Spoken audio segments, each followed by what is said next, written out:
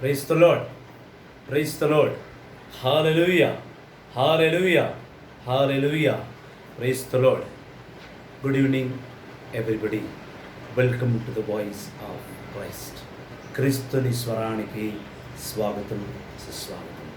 ప్రార్థించడం. సర్వశక్తి గల పితైన సర్వేశ్వర, కృపకు ఊటైన దేవా, ఆత్మీయ తండ్రి, ఆలోచనకర్త, ఆది సంపూర్ణ, ఆది నీవే, అంతము నీవే, జీవము నీవే, మరణము నీవే, మహోన్నతం నీవే తండ్రి.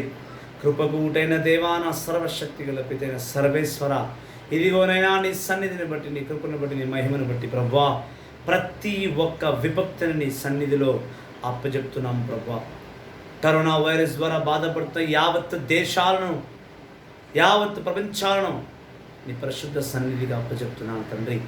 ఎవరెవరైతే కరోనా వైరస్ ద్వారా వ్యాప్తి చెందుతూ ఆ రోగానికి గురి అయి నీ యొక్క కోపానికి, నీ యొక్క శాపానికి గురి అయి నీ కృపకు నోచుకోలేని వీళ్ళందరినీ కూడా నీ సన్నిధిలో అప్పచెప్తున్నాను ప్రభా. నినలేని కృప, నీ మహిమ, నీ శక్తి, నీ ఆశీర్వచనం ప్రతి బిడ్డలో నింపబడును గాక. నీ కృపాటాక్షము, నీ ప్రేమ ప్రతి బిడ్డలో జీవింపబడును గాక. ఆమేన్, ఆమేన్, ఆమేన్. పరలోకమందున్న మా యొక్క తండ్రి, మీ నామం పూజింపబడును గాక. మీ రాజ్యం వచ్చును గాక. మీ చిత్తం పరలోకమందు నెరవేరినట్టు భూలోకమందు నెరవేరును గాక. నానాటికి కావలసిన అన్నము మాకు నేటికి ఇవ్వండి. మాదర అప్పబడిన వారిని మేము మన్నించినట్టు మీరును మన్నించండి. శోధనని ప్రవేశింపక కీడును రక్షించండి. ఆమేన్. దైవజనమా, క్రీస్తుని సంగమా, యేసుని అపారమైన ప్రేమలో జీవిస్తున్న ఓ నా విశ్వాసులారా, కొద్దిమంది అల్ప విశ్వాసులకు, కొద్దిమంది దేవుణ్ణి ఎరగలేని వారు, దేవుడు అంటే తెలియలేని వారు, దేవుని ప్రేమను, కృపను అర్థము చేసుకోలేని వారు, దేవుని యొక్క అమూల్యమైన సందేశం అర్థం కాని వారు, ఇటువంటి సమయంలో చాలామంది ఈ మాటను మాట్లాడుతున్నారు. వాళ్ళు ఏమంటున్నారంటే, ఎంతకీ ఈ ప్రభు ఉన్నాడా? Is the Lord is with us or not? ఈ దేవుడు మనతో ఉన్నాడా లేడా? ఈ మాట చాలాసార్లు ఉపయోగపడ్డది. చాలాసార్లు ఈ మాట అన్నారు. ఉపయోగపడ్డది ఎందుకన్నానంటే, మాలాంటి సేవకులు బలపరచడానికి ఇలాంటి మాటలు కొన్ని వస్తూ ఉంటాయి, అందుకే ఉపయోగించారు అని అన్నాను. ఈ కరోనా వైరస్ సమస్యలో చాలామంది దేవుడు ఉన్నాడా, ఉంటే ఇది ఎందుకు జరుగుతుంది అని అడిగారు. ఇదే ప్రశ్న ఈరోజు నువ్వు నేను అడగడం కాదు. బైబిల్లో 6 లక్షల ఇజ్రాయెల్ మంది ఈ మాటను మోషేతో అడిగారు. అదే మనం ఈరోజు ధ్యానించబోతున్నాం. అయితే ఈ మాట 2 సార్లు ప్రతి ఒక్క మనిషి జీవితంలో 2 సార్లు ఉపయోగపడుతుంది ఖచ్చితంగా, 101%.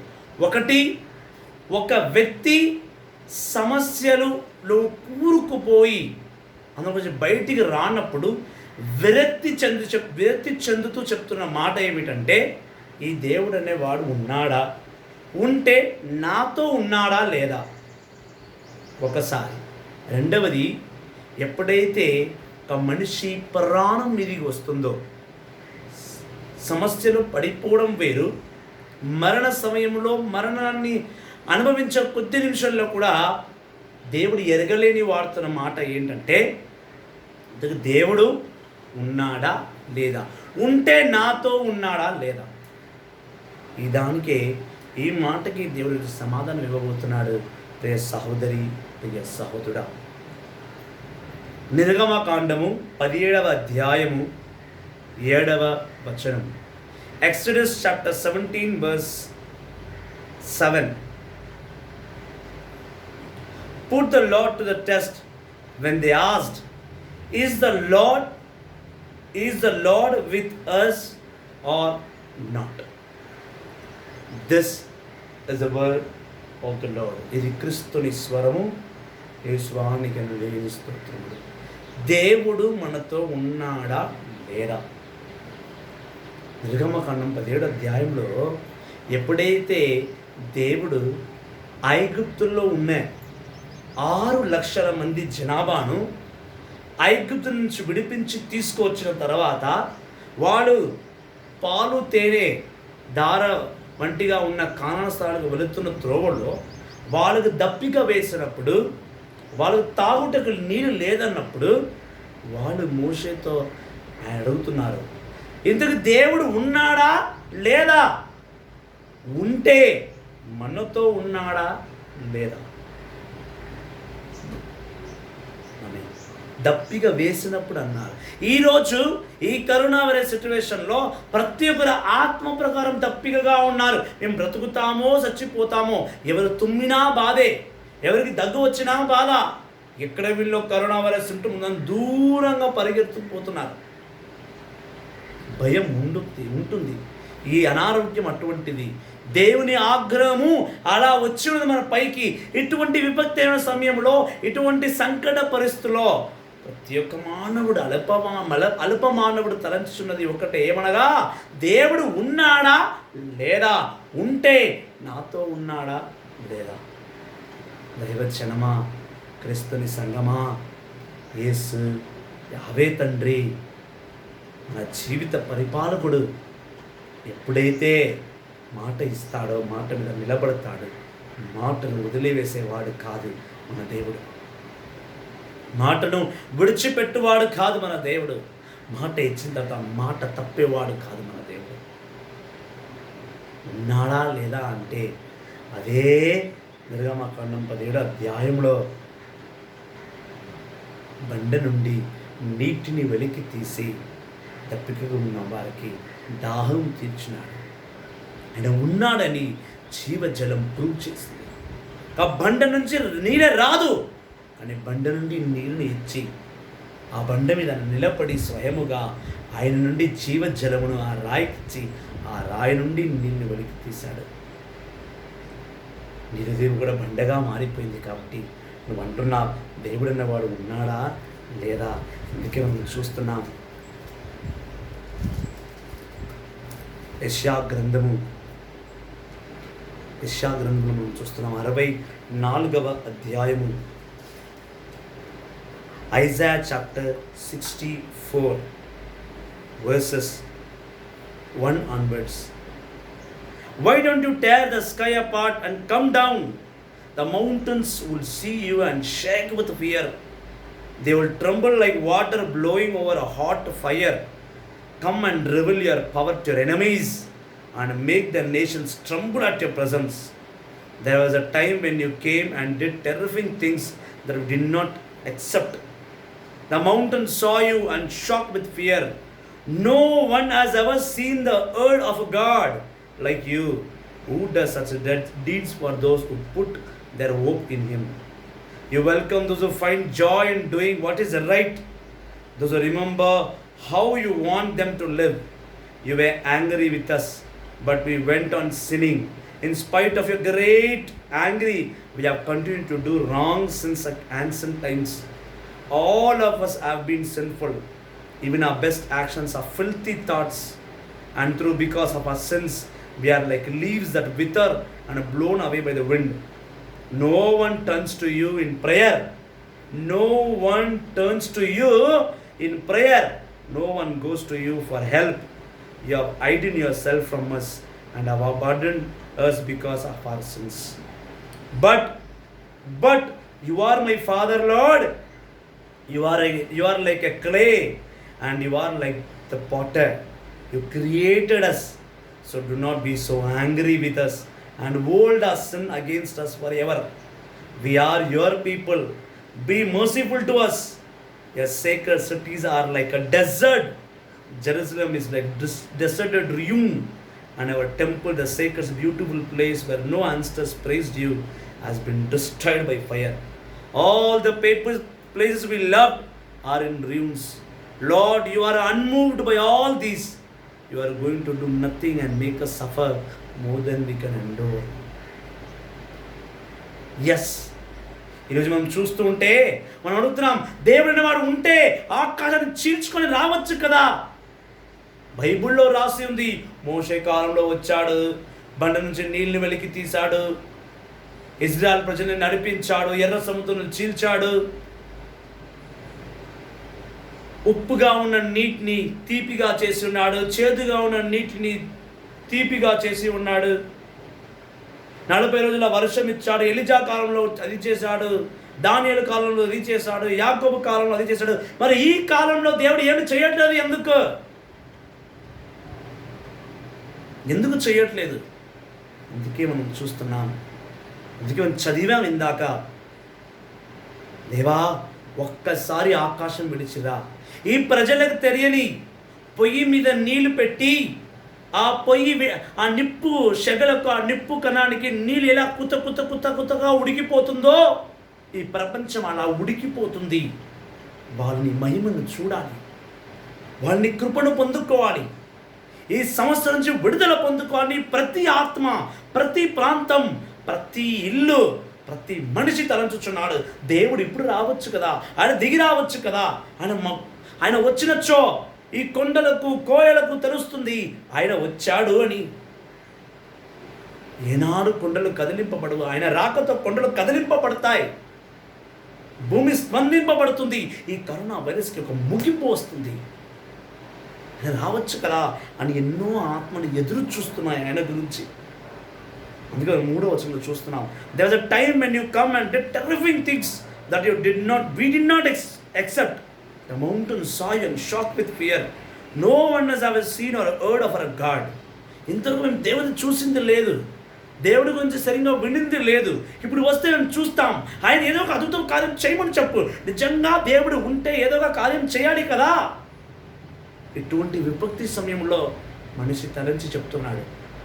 ఈ విపత్తి రాకముందు కూడా కొంచెంమంది ఈ మాట తలంచారు, ఏమని? నాకన్నా ముందు వాడే లైఫ్లో సెటిల్ అవుతున్నారు, నేను సెటిల్ అవ్వట్లేదే, వాళ్ళకు ఉన్నవన్నీ దొరుకుతున్నాయి, నాకేం దొరకట్లేదే, నా కన్ను ముందు ఎంతమంది పైకి వస్తున్నారు, నేను మాత్రం ఎక్కడ ఉన్నానో అక్కడే ఉన్నాను. ఉన్నటికి మొన్న ఒక సహోదరి నాతో పంచుకున్న మాట, ఏమంటుంది, అయ్యా బ్రదర్ గారు, ఎంతమంది ఇలా ఎదిగిపోతున్నారండి, మనం ఎప్పుడు ఎదుగుతాం అని తలంచిన వారు ఎంతమంది? ఈ ఎదుగుదల వీళ్ళకి ఎక్కడి నుంచి వస్తుంది? యెషయా గ్రంథంలో యెషయా కూడా చాలా బాధలో ఉన్నప్పుడు ఆయన ఏడ్చుకుంటూ దేవుణ్ణి అడుగుతున్నాడు. ఇదే 63వ అధ్యాయం 7వ వచనంలో, I will tell of the Lord's unfailing love, I praise him for all he has done for us. He has richly blessed this people of Israel because of his mercy and constant love. The Lord said, they are my people, they will not deceive me. ఈ లోకంలో ఎవరైనా సులభంగా ఎదిగిపోవచ్చు, వాళ్ళు దేవుని కృప ఉండవచ్చు, లేదా ఈ లోకంని పరిపాలించు సాతాను వాళ్ళ ఎంబడి ఉండవచ్చు. అందుకే వాళ్ళు ఎదిగిపోతున్నారు. కానీ దేవుడి దీవెనలు అనేది చాలా చాలా చాలా ముఖ్యమైనది. ఇంగ్లీష్లో అంటాం, God's blessing is invisible, you can't see. ఆయన దీవెన కనిపించదు, కానీ ఆయన దీవెన కనుక వస్తే నీ ఎదుగుదలలో ఆయన దీవెన కనబడుతుంది. నీకు సంపూర్ణమైన ఆరోగ్యంగా ఉన్నావు, ఆ ఆరోగ్యమే దేవుడి దీవెన.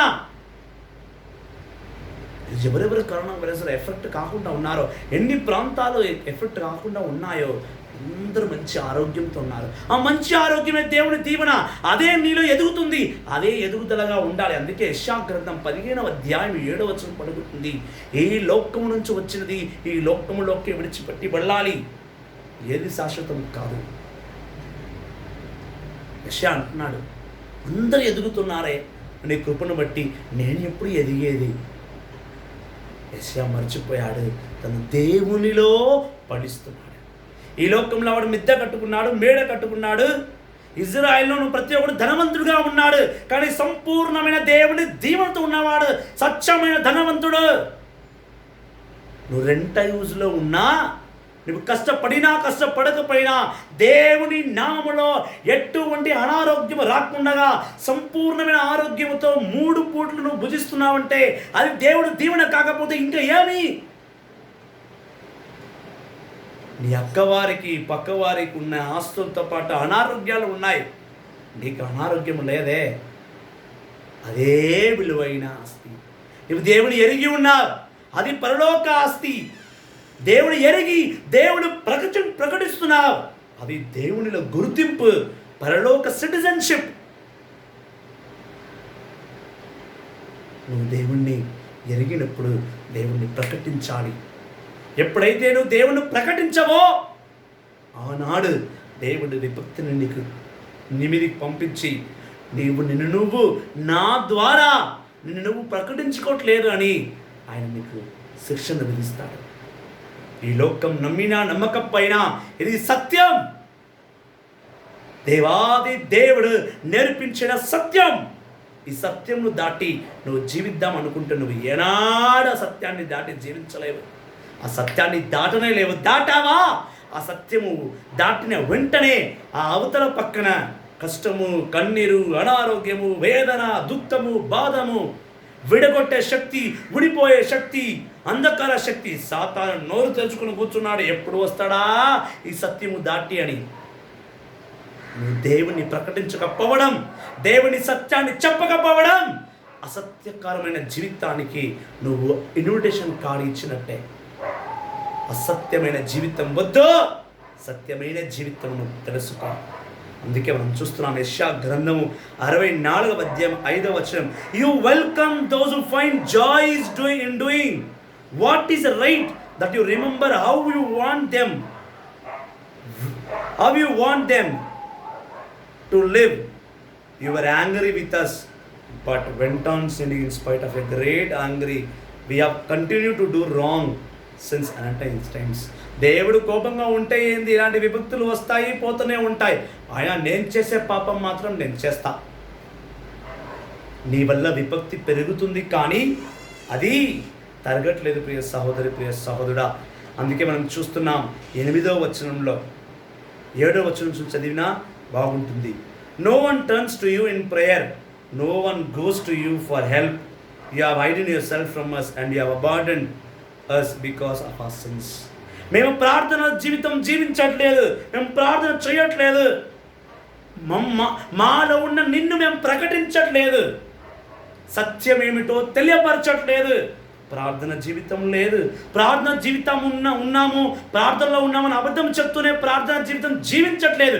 అనగా నీవు నేర్పించిన ఆ సత్యాన్ని నా నుండి నేను ప్రజలకు వ్యక్తపరచట్లేదు. అందుకే నా జీవితం ఇలా అతలాకుతలం అయిపోయింది. అందుకే నీవు నీ ముఖాన్ని కప్పి వేసుకున్నా, నేను నిన్ను చూడలేకపోతున్నా, నీవు నన్ను చూడనైతివి ప్రభువా. అయినను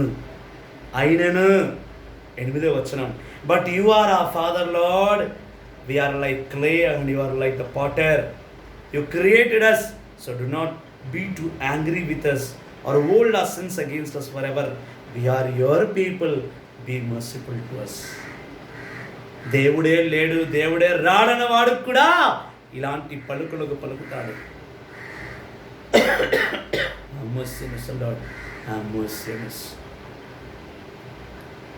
దేవా నీవు ఉన్నావు, నువ్వే మా కాపరివి, నువ్వే మా కుమ్మరి వాడవు, నువ్వే మా మట్టిని తీసి మమ్మల్ని తయారు చేసి ఉన్నావు. మా పైన నీవు కోపం వచ్చినా, నీ కోపం మా పైకి వచ్చినా మేము జీవించగలమా? మా పాపాలన్నీ పట్టి పెట్టుకున్నావా? మా పాపం ఒక వేతన మరణం అన్నావే, మరి ఆ మరణాన్ని మాకు ఈరోజు ఇస్తున్నావా?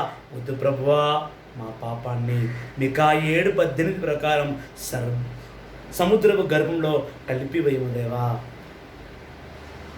ఈ కరోనా వైరస్ ఏదో కాదు, నేను డే 1 నుంచి చెప్తున్నాను. ఈ కరోనా వైరస్ కేవలం దేవుని ఆగ్రహము.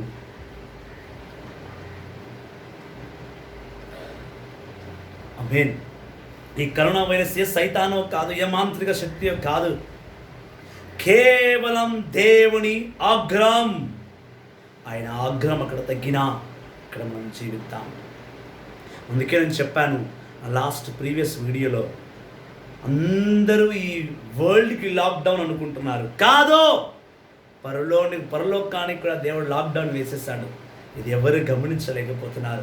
నేను చూశాను దర్శనం నా ప్రార్థనలో. ఎలాగో తెలుసా, పరలోక దేవుడు సింహాసనం పైన ఆగ్రహంగా కూర్చున్నాడు. నేను ఏమి చేశాను ఈ లోకంని, నేను ఏమి సృష్టించాను, వీళ్ళు ఏమి చేస్తున్నారు, నేను ఆగ్రహంగా కూర్చున్నాడు. ఏ ఒక్క దేవదూత కూడా అటు ఇటు కదలట్లేదు. అందరూ యథావిధిగా కూర్చున్నారు. పరలోకంలో ఒక్క దేవదూత కూడా భూలోకానికి వచ్చి ఒక్క అద్భుతం చేయట్లేదు. ఒక్క మిరాకిల్ ఎక్కడ జరగట్లేదు. 100% బ్లెస్సింగ్ వేరు, మిరాకిల్ వేరు. మీరు అడగవచ్చు, ఇందాకనే మీరు అన్నారు కదా మంచి ఆరోగ్యం అది ఒక బ్లెస్సింగ్ అని. బ్లెస్సింగ్ అది మంచి ఆరోగ్యం దేవుడు ఇచ్చేశాడు, అది అలాగే ఉంటుంది. మిరాకిల్ అంటే కరోనా వైరస్ పేషెంట్లో చిన్న పిల్లలు చనిపోతున్నారు. ఇప్పటి వరకు యావత్ దేశంలోనే, యావత్ ప్రపంచంలోనే 12 లక్షల పైగా చనిపోయారు. 20 లక్షల మందికి పైగా కరోనా వైరస్తో ఎఫెక్ట్ అయి ఉన్నారు. మన ఇండియాలో 12,000 మెంబర్స్ ఎఫెక్టెడ్ అయి ఉన్నారు. చనిపోయిన వారు దాదాపు అందులో 2-3%, 2-3 వేల మంది వరకు చనిపోయారు. ఎక్కడో దేవుడి ఆగ్రహం. పరలోకము నుండి ఆ పరమపిత ఒక అనుమతి లేనిదే ఒక్క దేవదూత కూడా భూలోకానికి వచ్చి ఒక్క వ్యక్తిని కూడా అలా చేంజ్ చేయట్లేదు. అతి కష్టం మీద ఒక్క సిస్టర్ మాత్రమే కరోనా వైరస్ నుంచి బయటపడి సాక్ష్యం చెప్పింది. మీ అందరికీ వాట్సాప్లో వచ్చే ఉంటుంది ఆ సాక్ష్యం. దేవుడు ఈ కరోనా వైరస్ని అంతమించాలి. అది అంతమించాలి అంటే దేవుడి దగ్గరికి వెళ్ళి, అయ్యా నిజో నేను ఒక నిబంధన చేస్తున్నాను ఈరోజు, నేను మళ్ళీ నా గత జీవితంలోకి నేను తొంగి కూడా చూడను, నేను ప్రకటిస్తాను, నీ వాక్కు నేను ప్రకటిస్తాను. అందుకే మనం చూస్తున్నాం యెషయా గ్రంథం 64వ అధ్యాయం 11వ వచనం. Your sacred cities are like a desert. Jerusalem is ruined, and our temple, the sacred and beautiful place where ancestors praised you, has been destroyed by fire. ప్రతి ఆలయం మూయబడినది. ఏ పితరులు, మా పితరులు ఇదే ఆలయానికి వెళ్ళి ప్రార్థన చేసి మమ్మల్ని కన్నారు, మమ్మల్ని పోషించారు. కానీ ఈరోజు మా జనరేషన్లో ఈ ఆలయాలు మూయబడినవి. వాళ్ళు చేసేదానికి ఆలయాలు తెరిచి ఉన్నాయి. ఈరోజు మేము ప్రార్థన చేద్దామన్నా లేదు. ఎన్ని రోజులు అయిపోయింది. ఈరోజు లాస్ట్ మంత్ 22కి లాక్డౌన్ స్టార్ట్ అయింది. ఈరోజుకి 31 days, 31 రోజులుగా దేవుని దివ్య ప్రసాదం ముట్టుకోలేదు. ఈ నాలుక దేవుని రక్తాన్ని తాగలేకపోయింది. ఈ దేహం ప్రభుని అగ్ని, ప్రభుని దివ్య అప్పముతో ఈ శరీరం శుద్ధింపబడలేదు. 31 రోజులుగా ఈ దేహము మైలగా పడిపోయింది. అపకీర్తి అన్నటువంటి జీవితం ఎందుకు అని తలంచుచున్నారు. చాలామంది చర్చ్కి రెగ్యులర్గా వెళ్ళేవారు. ఎన్ని రోజులైంది, నాలుక మీద అన్నీ పోతుంది, కడుపులో అన్నీ నిండుతుంది, కానీ దివ్య ప్రసాదం తీసుకోలేకపోయామే. అన్ని ఆలయాలు మూయబడి ఉన్నాయి. And our temple and the sacred and the beautiful places of ancestors praised you has been disturbed by fire. All the places we loved are in ruins. ఏ స్థలంకంతా నేను తిరిగానో ఈరోజు స్థలమంతా విభక్తం నింపబడి ఉంది. నేను ఎక్కడ పోలేకపోతున్నాను. Lord, you are unmoved by all these things. ప్రభువా, నువ్వు కదిలింపట్లేదు. Lord, are you unmoved by all these? ప్రభువా, నువ్వు కదిలింపబడవా? పరలోకాన్ని విడిచి రావా? ఈ భూలోకాన్ని ఆదుకోవా? ఈ భూలోకాన్ని నువ్వు స్వస్థపరచవా? మమ్మల్ని గాయపరిచిన వాడు నీవే అయినట్టయితే మనం స్వస్థపరచేవాడు కూడా నీవే కదా అని యోబు గ్రంథము 5వ అధ్యాయం 18వ వచనం చెప్తున్నావే. మమ్మల్ని స్వస్థపరచనైనా ఈ లోకానికి నీ స్వస్థత అవసరం. Are you going to do nothing and make us more suffer more than we endure? అంటే ఇంతకన్నా ఇంకా విభక్తి రాబోతున్నదా? ఇది నేను పడుతున్న వేదన కన్నా ఇంకా వేదన పడాలా? నువ్వు విడిపించలేవా? నీవు ఉంటే కనుక నన్ను విడిపిస్తా. అందుకే మనం చూస్తున్నాం, 1 కొరింథీయులకు రాసిన లేఖ 9వ అధ్యాయంలో ఏం చేస్తున్నామో చూద్దామా? 1 కొరింథీయులకు రాసిన లేఖ 9వ అధ్యాయంలో మనం 23వ వచనం చూస్తాం. All these I do for this gospel sake in order to share in it's blessing. Surely you know that many runners take part in a race, but only one of them wins the prize. run them in such a way as to win the prize. Every athlete in training submits a strict discipline in order to be crowned with a worth that will not last, but we do it for one that will last forever. That is why I run straight for the finishing line. That is why I am like a boxer who does not waste his punches. I harden my body with blows and bring in under complete control to keep myself from being disqualified after having called others to be contested. దేవుడు అంటున్నాడు, ఒక running race పెట్టి ఒక ఒక ఒక running రేస్లో first prize తెచ్చుకోవాలంటే ఏం చేస్తాం? అందులో 10 మంది పాల్గొంటున్నారు, 10 మంది కష్టపడతారు, కానీ ఒక్కడు మాత్రమే గెలుస్తాడు. ఆ ఒక్కడు ఎవడో తెలియదు. కానీ 10 మందికి సరి సమానమైన ట్రైనింగ్ ఇస్తారు. 10 మందికి ఆశ ఉంటుంది, నేను వెళ్ళాలి, ఆ గోల్డ్ మెడల్ తెచ్చుకోవాలి అని. కానీ 10 మందిలో ఎవరైతే చాలా పట్టుదలతో, ఖచ్చితమైన మనసుతో, సంకల్ప హృదయముతో దేవుని స్థిరముగా ఉన్నవాడు పడుతూ లేస్తూ పడుతూ లేస్తూ పడుతూ లేస్తూ పరిగెత్తి పరిగెత్తి పరిగెత్తి వాడి కష్టానికి మించి పరిగెత్తి వాడు ఆ ఫస్ట్ ప్రైజ్ని తెచ్చుకుంటాడు. ఈరోజు మనం కూడా అదే పడుతున్నాం లేస్తున్నాం, పడుతున్నాం లేస్తున్నాం. అందుకే పౌలు గారు కొరింథీయులు రాసిన లేఖ 9వ అధ్యాయంలో అంటున్నాడు, నేను నా దేహాన్ని 10 సార్లు గాయపరుచుకున్నాను, నా ఆత్మను కాపాడుటకై నా దేహాన్ని నేను గాయపరుచుకుంటూనే ఉన్నాను. ఎందుకంటే ఈ దేహము శాశ్వతమైనది నాకు కాదని నాకు తెలుసు, నా ఆత్మ మాత్రం శాశ్వతం. కానీ ఈరోజు ఏం జరుగుతుంది? ఒక వ్యక్తి తన శరీరానికి అన్ని రకమైన సుఖములు కావాలని ఒక 10 నిమిషాలు ఫ్యాన్ లేకుండా ఉండలేడు, ఏసీ లేకుండా ఉండలేడు, ఒక గంట ఉపవాసం ఎక్కువగా ఉండలేడు. ఒంటికి చిన్న గాయము తగిలినా 10,000 20,000 పెట్టి ట్రీట్మెంట్ చేయించుకుంటాడు. ఒంటికి గాయమే కలగకుండా అన్ని రకమైన రక్షణలతో జీవిస్తాడు. కానీ బిడ్డ, ఒకటి గుర్తుపెట్టుకో, దేహం ఎప్పుడు గాయపడుతుందో ఆత్మ అప్పుడే బలపడుతుంది. ఆ రేసులో ఉన్నవాడు పడుతూ లేస్తూ గాయాలు తగిలి డిసిప్లైన్తో, దేవుడు నేర్పించిన 100% డిసిప్లైన్తో జీవించిన వాడే దేహాన్ని పట్టించుకోకుండా ఆత్మను పట్టించుకుంటాడు. ఆత్మ శాశ్వతం కానీ శరీరం కాదు. దేవుని లోకానికి, పరలోకానికి ఆత్మ మాత్రమే వెళుతుంది, దేహము కాదు. దేహాన్ని సుఖపెట్టేవారు ఆత్మను నశింప చేసుకుంటున్నారు, ఆత్మను బలపరుచుకున్న వారు దేహాన్ని నశింప చేసుకుంటారు. దేవుని ఎరిగిన వాడు దేహం మీద ఫోకస్ చేయడు, ఆత్మ మీద ఫోకస్ చేస్తాడు. ఆలయం ఎప్పుడైనా కూలిపోవచ్చు, కానీ ఆలయంలో ఉన్న పరిశుద్ధాత్మ పరలోకానికి చెందిన విషయము మర్చిపోక ప్రియ సహోదరి, ప్రియ సహోదరుడా. అందుకే రేస్ పెడితే అందరూ కష్టపడతారు, కానీ ఒక్కరే గెలుస్తారు. ఇప్పుడు ఉన్న ఈ సిచ్యువేషన్లో, ఈ లోకంలో ఉన్న అన్ని రకమైన రేసెస్లో నువ్వు పరిగెడుతున్నావు. కష్టాల్లో, కన్నీరులో, ఎదుగుదలలో, బాధలో, కరోనా వైరస్లో, విపత్తులన్నింటి నుంచి నువ్వు బాధపడుతున్నావు, కానీ గెలిచేవాడు ఒక్కడే ఉంటాడు. ఆ ఒక్కొక్కరు ఎవరో తెలుసా? దేవుని ఎరిగిన వాడు, శరీరాన్ని గాయపరుచుకున్నవాడు, ఆత్మను బలపరుచుకున్నవాడు. ఆత్మను బలపరిచిన వాడే ఆ ప్రశ్న, ఆ మాట వాడడు, దేవుడు ఉన్నాడా లేదా. ఆత్మను ఎరిగిన వానికి తెలుసు దేవుడు ఉన్నాడు, ఆయన ఉన్నాడు కాబట్టే నేను ఉన్నాను, ఆయన జీవిస్తున్నాడు కనుకనే నేను జీవిస్తున్నాను. యోహాను 14:19 ఆయన జీవిస్తున్నాడు కనుక నేను జీవిస్తున్నాడు. యేసు ప్రభు తన దేహాన్ని గాయపరుచుకొని ఆత్మను ప్రభు చేతకు ఆ శిలువ మీద నుంచి అప్పచెప్పిన లాగానే నువ్వు కూడా ఈ దేహాన్ని గాయపరుచుకుని దేవుని నామంలో ఆత్మను బలపరచుకో. దేవుని గాయపరచడం అంటే నైఫ్ తీసుకుని, బ్లేడ్ తీసుకుని కోసుకోవడం కాదు. ఎన్ని బాధలు వచ్చినా, ఎన్ని కష్టాలు వచ్చినా, ఎన్ని విపత్తులు వచ్చినా, ఎన్ని ఆలోచనకరమైన జీవితంలో వచ్చినా, ఎన్ని కష్టాల నీలో వచ్చినా, ఆ కష్టానికి దేహాన్ని అర్పణగా ఇచ్చి ఆత్మను బలపరచుకోవడమే స్వచ్ఛమైన క్రైస్తవుడు. దేవుడు ఉన్నాడా లేదా అని అడగకు. దేవుడు ఉన్నాడు, ఆయన ఉన్నాడు కాబట్టే నువ్వు ఉన్నావు.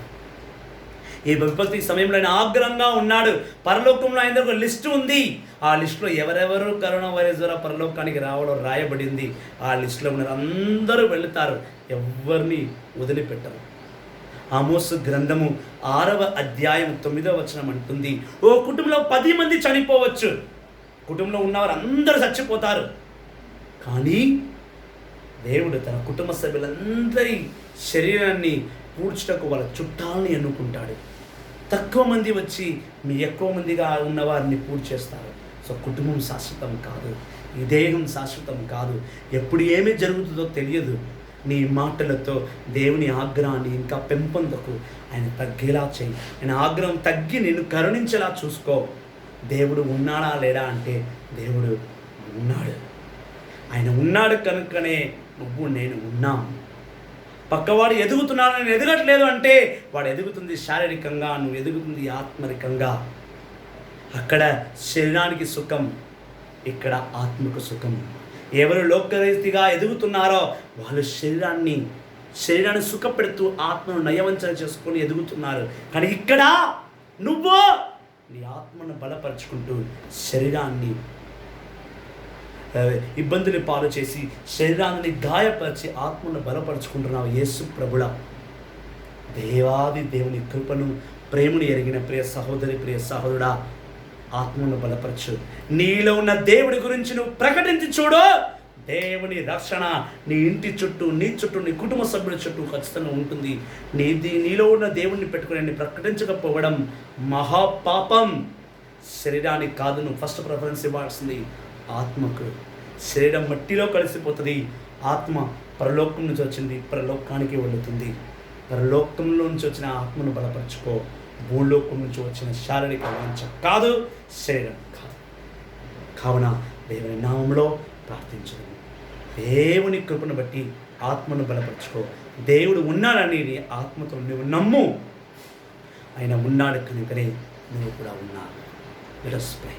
సర్వశక్తి గల పితైన సర్వేశ్వర, కరోనా వైరస్ ద్వారా బాధపడుతున్న ప్రతి ఒక్క బిడ్డను నేను నీ పాదాల చెంత సమర్పిస్తున్నాను ప్రభువా. తండ్రి, మా ప్రాంతంలో ఉన్న వారిని, అక్కవారిని, పక్కవారిని, ప్రతి ఒక్కరిని నీ చేతికి అప్పచెప్తున్నాను ప్రభువా. మా ప్రాంతాన్ని ప్రభువా, ఆనాడు ఇజ్రాయెల్ ప్రజలు గోషెను ప్రాంతంలో ఉన్నప్పుడు గోషెను ప్రాంతాన్ని కట్టి కాపాడి ఐగుప్తుని ఇన్సర్ట్ చేసి వాళ్ళు కనువిప్పు కలిగి చేసిన దేవా, ఇదిగో నా ప్రాంతాన్ని కూడా నీ సంరక్షణలో పెట్టుకొని నిన్ను నమ్ముకున్న వారందరినీ కూడా నీ బలపరిచి గుడపరిచి వాళ్ళ రక్షణను నడిపించి నీ కృపా కరుణతో అతి తొందరలోనే నీ ఆగ్రహాన్ని తగ్గించి ఈ కరోనా వైరస్ని మా నుంచి తీసివేసే మీ కరుణను మాలో నింపుమని మా నాథుడైన యేసుక్రీస్తు నామములో ప్రార్థించుచున్నాము తండ్రి. ఆమేన్, ఆమేన్, ఆమేన్.